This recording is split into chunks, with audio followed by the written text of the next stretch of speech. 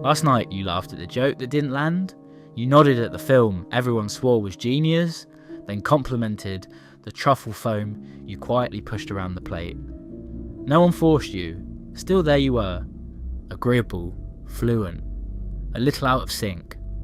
Here's the strange part, we yearn to be authentic, yet we rehearse the lie. Not a malicious deception, but a gentle performance that says, I belong here. We provide the right laugh, the safe praise, the educated nod. It works. The room warms up. Your seat at the table feels deserved. And something within you withdraws slightly, as if observing yourself from the doorway. Call it social survival. Call it the fee we pay to stay inside the circle. But there's a cost. Cognitive dissonance. The soul's tax on inauthenticity begins its silent bookkeeping. Preferences become blurred. Self-trust diminishes. You might ask, if my preferences are always flexible, then what truly determines my liking? We will explore what this performance signifies, why we continue with it, and how it distorts our inner reflection until a stranger appears. And finally, what it takes to keep the seat without losing face, the moment you can set the mask aside and still feel you belong. Let's understand what's happening. Performative liking is a social contract, a small pledge of agreement that helps group life run smoothly. It's not about deceiving others, it's about making coordination inexpensive and straightforward. When we mirror the room's enthusiasm, we signal, I understand the rules here, I can be trusted, I won't complicate things more than necessary. Goffman provides the stage directions. On the front stage, we adopt roles that stabilise the scene. The good guest, the friendly co-worker, the cultured friend who has at least heard of the thing. Behind the scenes, preferences may be messier, but on the front stage, we smooth them into clear signals. A nod, a laugh, a yeah, that episode was brilliant. Small rituals that allow the interaction to continue smoothly. Foucault introduces the element of lighting, the gaze. Even when no one is explicitly judging us, we behave as if an audience is observing. Norms become self-regulating, though ought to like list operates like a background app. Deviate, and the effects are subtle but perceptible. A pause, a puzzled eyebrow, one fewer invitation, or a slight shift in status. Psychologically, the mechanism is straightforward and ancient. Belonging acts as fundamental nourishment. Sociometer theory proposes that we possess an internal gauge measuring acceptance. When it declines, we experience shame or anxiety and try to repair the bond. Performative liking is one way of doing this, an affiliative signal that reassures the group and alleviates our meter. Importantly, this isn't Machiavellian lying. Most of us are not creating deceptions, we're softening edges.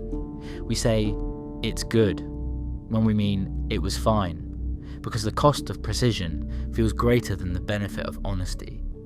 In moderation, the agreement is compassionate. It shields evenings, projects, and friendships from pedantry. Where does it appear? In workplaces that reward relentless enthusiasm for the new roadmap. In friend groups with taste hierarchies, bands, prestige TV, the right restaurants. In dating scripts saying, I love hiking seems flexible and outdoorsy, even if our boots are only decorative. In families where holiday dishes are beyond criticism because they carry memories as cargo. Online, the pressure multiplies.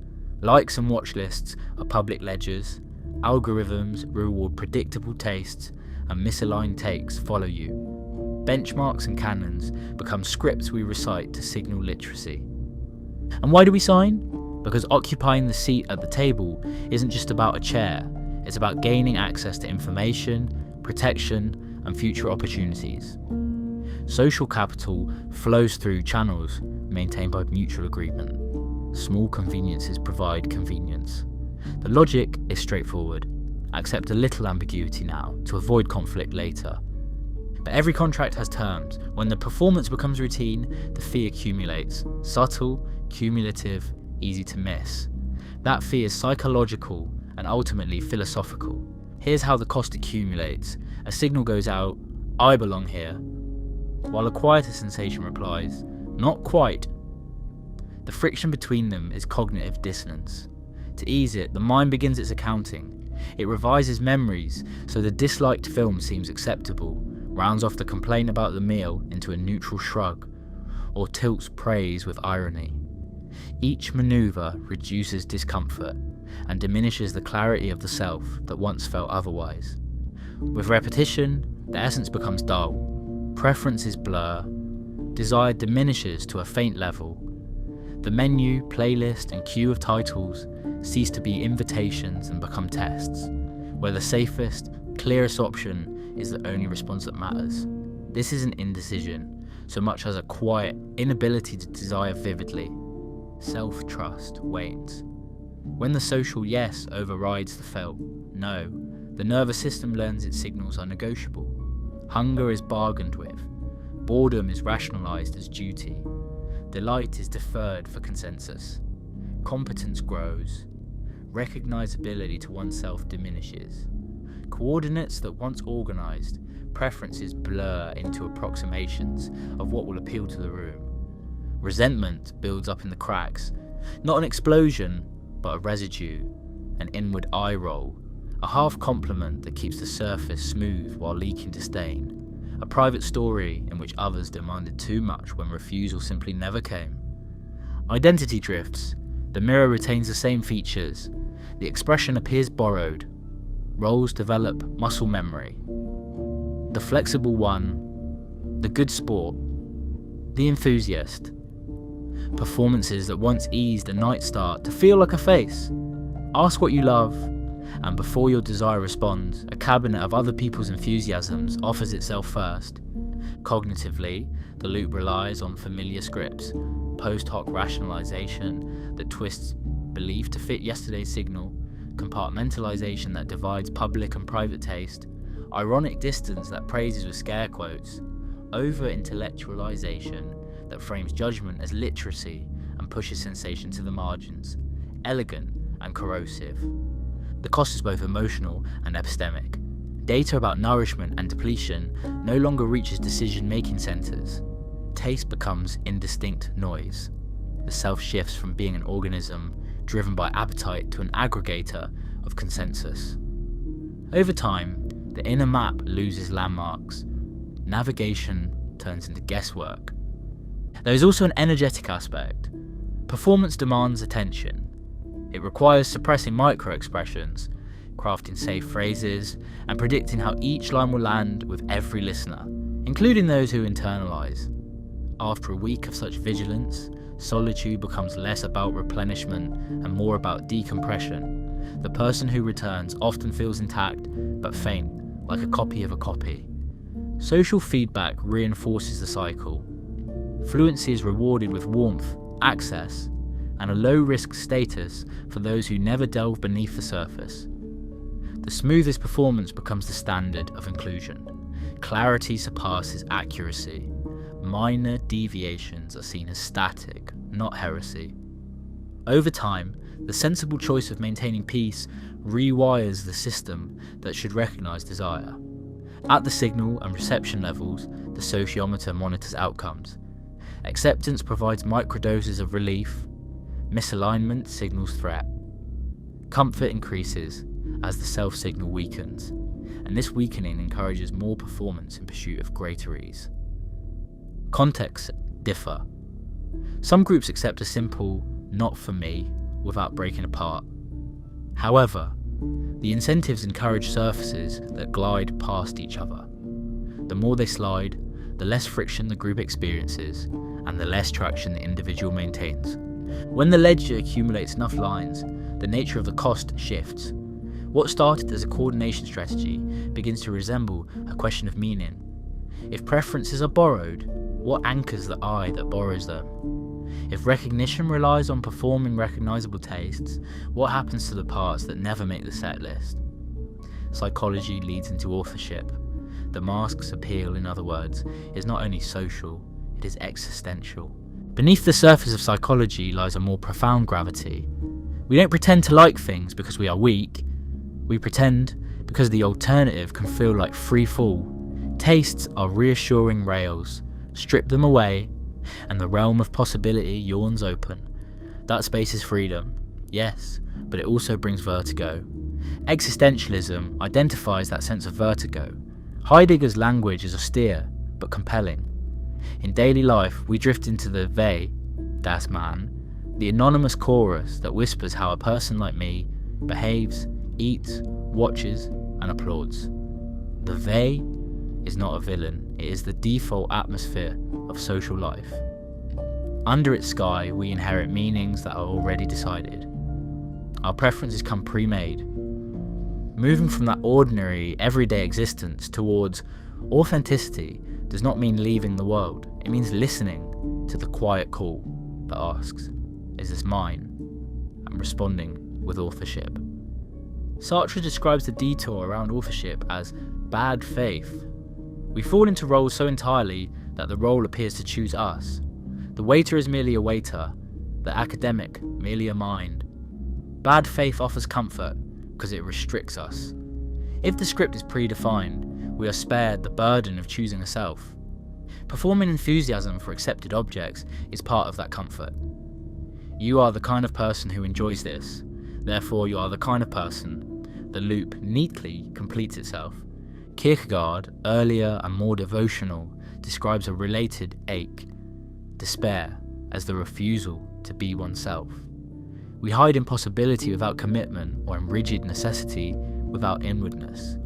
Pretended liking can serve both, a borrowed identity that keeps risk at bay. None of this occurs on a blank slate. Foucault reminds us that ourselves are shaped by power and knowledge, by institutions and discourses that teach us how to observe and narrate. Taste is not merely appetite, it is technology of the self. Schools, criticism, and platforms circulate vocabularies that render particular enthusiasms visible and others invisible. We internalize these frameworks and then compare ourselves against them. The gaze becomes internalized. We like as if we watched even when alone, and our performances ripple back into who we believe ourselves to be. So the root is this: we pretend not only to please others, but to be someone in a world where the self is not already given. The fear beneath the fear of exclusion is the fear of uncertainty. Without reliable preferences, who am I between gatherings? The performance isn't just a mask, it's a foundation.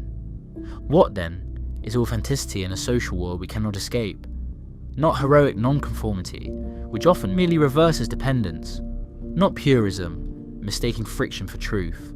Authenticity is clear participation.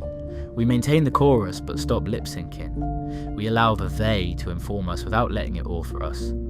In Heidegger's terms, we reclaim ourselves from the they self. In Foucault's terms, we practice small technologies that shape the subject from within. Habits of attention, honest speech, chosen exposures that retune appetite. Practically, this involves two interconnected actions. First, a pause. Take enough time to listen to preferences before the group shapes them. Second, a construction. Express those preferences in a manner that maintains the relationship. The aim is not to remove the mask permanently, it is to hold it in our hands and choose when to use it. The mask becomes a tool rather than a face. The table remains, but the seat adapts to the spine. Preference becomes a form of care. The fear of the void does not disappear, but when we practice authorship, the void shrinks into a path. We still participate. We simply understand why.